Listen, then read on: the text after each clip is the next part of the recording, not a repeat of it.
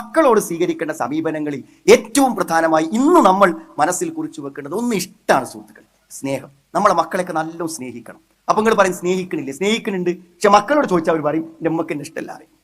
എന്നാൽ ലോകത്ത് നമുക്ക് ഏറ്റവും ഇഷ്ടമുള്ളത് നമ്മളെ മക്കളെയാണ്. അതിന്റെ അർത്ഥം ആ സ്നേഹം അവർക്ക് മനസ്സിലാവണില്ല. ഇഷ്ടമുണ്ട് എന്ന് അവർക്ക് മനസ്സിലാവണില്ല. അത് അവർക്ക് മനസ്സിലാവണം. അതിനെന്ത് വേണമെന്നറിയോ സുഹൃത്തുക്കളെ? അവരോട് നമുക്ക് സ്നേഹത്തോടെ സംസാരിക്കാനും പറയാനും പറ്റണം. ഞാൻ എപ്പോഴും പറയും, ഒരു മനുഷ്യന്റെ മനസ്സിന് സമാധാനം കിട്ടാനുള്ള ഏറ്റവും വലിയ മാർഗം എന്താ അറിയോ? നമ്മുടെ വിഷമം ഒരാളോട് പറയാൻ പറ്റുക. നമ്മുടെ വിഷമം ഒരാളോട് പറയാൻ പറ്റുക. ഇപ്പൊ വിഷമം പറയാൻ ഒരാളില്ലെങ്കിൽ നമ്മുടെ മാനസിക നില തെറ്റും, നമ്മൾ മാനസിക രോഗികളാകും, മരിച്ചാലോ എന്ന് ചിന്തിക്കും. അപ്പൊ ആരോടാ പറയാ? ആരോട് പറയും? കൂട്ടുകാരോട് പറയാൻ പറ്റൂ.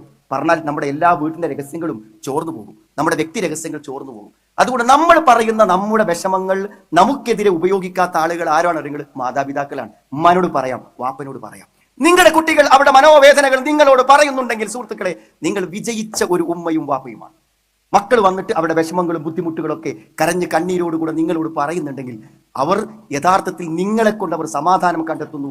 ഒരു പാരന്റിങ്കിൽ ഒരു വാപ്പ ഉമ്മ എന്ന നിലക്ക് നിങ്ങൾ വിജയിച്ചു എന്ന് പറയണം. അതിന് സംസാരത്തിനും സംഗതികൾക്കും അവസരം വേണം. ഇനി കുട്ടികൾ എന്തെങ്കിലും പറഞ്ഞാൽ എന്തെങ്കിലും തകരാറെടുത്തിട്ട് അവരെ നമ്മൾ ശാസിക്കരുത്, അവർക്കെതിരെ നമ്മൾ ഉപയോഗിക്കരുത്. അത് വളരെ ഗുരുതരമായ തെറ്റാണ്. അവർ പറയുന്നതൊക്കെ കേട്ട് നല്ല നിലക്ക് അവർക്ക് ഉപദേശങ്ങൾ പറഞ്ഞു കൊടുക്കണം. ആ സ്നേഹം പ്രകടിപ്പിക്കാൻ നമുക്ക് പറ്റണം.